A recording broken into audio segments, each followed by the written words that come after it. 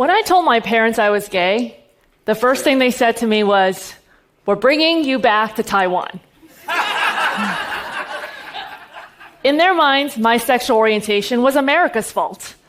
The West had corrupted me with divergent ideas, and if only my parents had never left Taiwan, this would not have happened to their only daughter.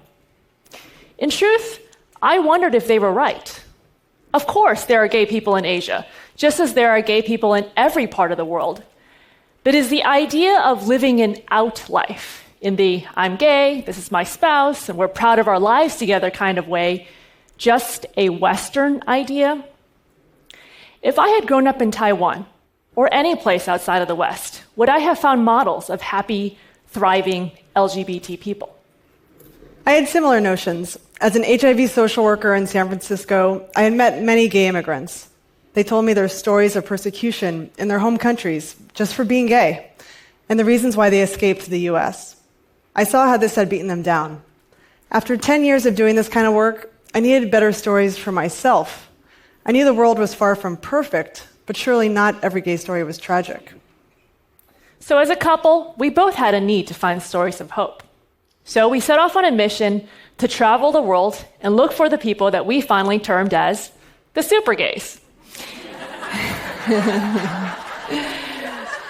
These would be the LGBT individuals who were doing something extraordinary in the world. They would be courageous, resilient, and most of all, proud of who they were. They would be the kind of person that I aspired to be. Our plan was to share their stories to the world through film. There was just one problem. We had zero reporting and zero filmmaking experience. We didn't even know where to find the super gays, so we just had to trust that we would figure it all out along the way. So we picked 15 countries in Asia, Africa, and South America. Countries outside the West that varied in terms of LGBT rights. We bought a camcorder, ordered a book on how to make a documentary, and you can learn a lot these days, and set off on a round-the-world trip. One of the first countries that we traveled to was Nepal. Despite widespread poverty, a decade-long civil war, and now recently a devastating earthquake, Nepal has made significant strides in the fight for equality. One of the key figures in the movement is Bhumika Shrestha.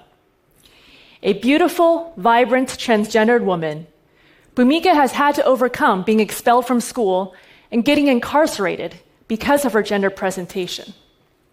But in 2007, Bhumika and Nepal's LGBT rights organization successfully petitioned the Nepali Supreme Court to protect against LGBT discrimination. Here's Bhumika. Most of I'm proud. I'm a transgender people. I'm so proud of my life.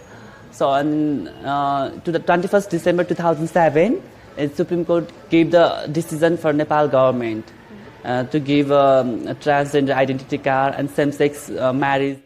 I can appreciate Bhumika's confidence on a daily basis. Something as simple as using a public restroom can be a huge challenge when you don't fit in to people's strict gender expectations. Traveling throughout Asia, I tended to freak out women in public restrooms. They weren't used to seeing someone like me. I had to come up with a strategy so that I could just pee in peace. So anytime I would enter a restroom, I would thrust out my chest to show my womanly parts and try to be as non-threatening as possible, putting out my hands and saying hello, just so that people could hear my feminine voice. This all gets pretty exhausting, but it's just who I am. I can't be anything else. After Nepal, we traveled to India. On one hand, India is a Hindu society without a tradition of homophobia. On the other hand, it is also a society with a deeply patriarchal system, which rejects anything that threatens the male-female order. When we spoke to activists, they told us that empowerment begins with ensuring proper gender equality, where the woman's status is established in society. And in that way, the status of LGBT people can be affirmed as well. There we met Prince Manvendra. He's the world's first openly gay prince. Prince Manvendra came out on the Oprah Winfrey Show very internationally. His parents disowned him and accused him of bringing great shame to the royal family. We sat down with Prince Manvendra and talked to him about why he decided to come out so very publicly. Here he is. I felt that there was a lot of need to break this stigma and discrimination which is existing in our society.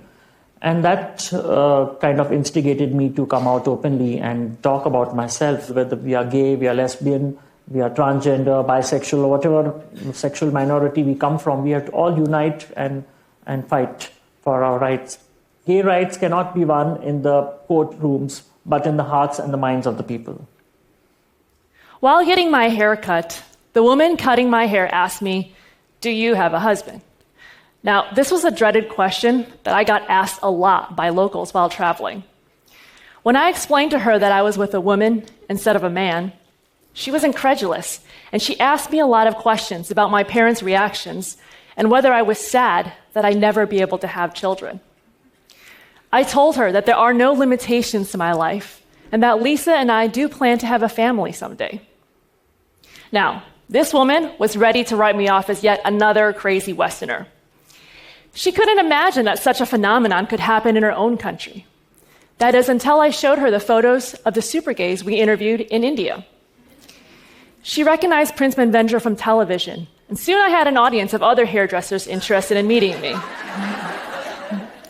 And in that ordinary afternoon, I had the chance to introduce an entire beauty salon to the social changes that were happening in their own country. From India, we traveled to East Africa, a region known for intolerance towards LGBT people.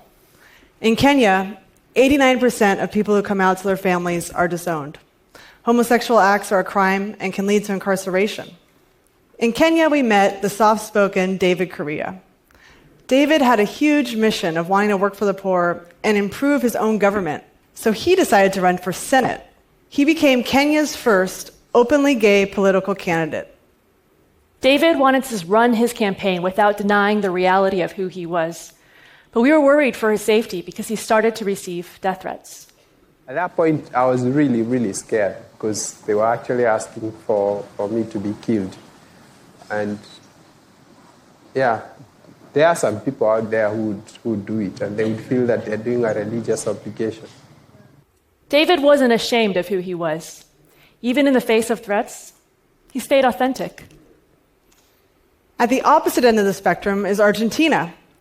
Argentina is a country where 92% of the population identifies as Catholic. Yet, Argentina has LGBT laws that are even more progressive than here in the US. In 2010, Argentina became the first country in Latin America and the 10th in the world to adopt marriage equality. There we met Maria Rashid. Maria was the driving force behind that movement. Digo que en realidad los efectos del matrimonio igualitario no son solamente para las parejas que se casan, son para un montón de personas que aunque no se casen nunca, van a ser percibidas por los compañeros de trabajo, por la familia, por los vecinos, de otra manera a partir de este mensaje de igualdad del Estado Nacional. Me siento muy orgullosa de Argentina porque Argentina hoy es un modelo de igualdad. Y ojalá muy pronto tengamos en todo el mundo los mismos derechos con los mismos nombres. When we made the visit to my ancestral lands, I wish I could have shown my parents what we found there. Because here is who we met. 1, 2, 3. Welcome days to Shanghai!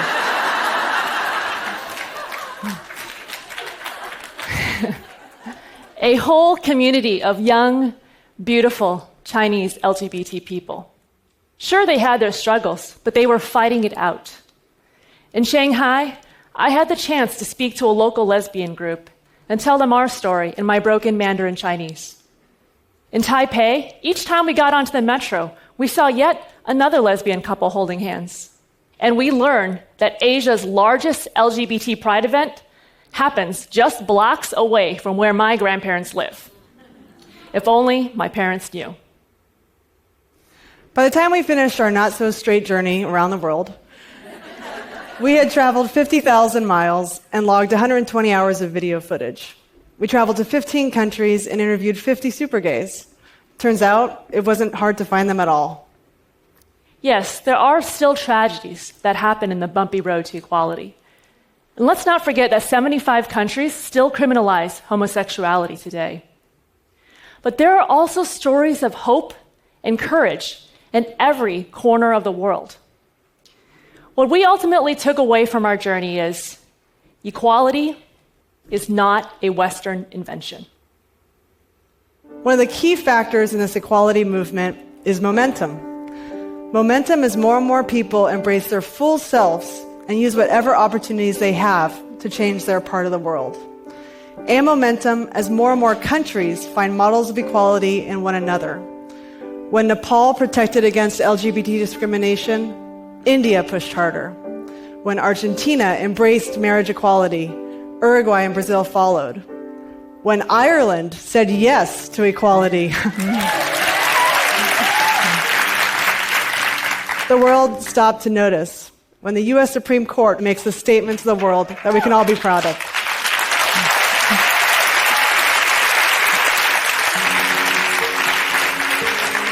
As we reviewed our footage, what we realized is that we were watching a love story. It wasn't the love story that was expected of me, but it is one filled with more freedom, adventure, and love than I could have ever possibly imagined. 1 year after returning home from our trip, marriage equality came to California. And in the end, we believe love will win out. By the power vested in me, by the state of California, and by God Almighty, I now pronounce you spouses for life. You may kiss.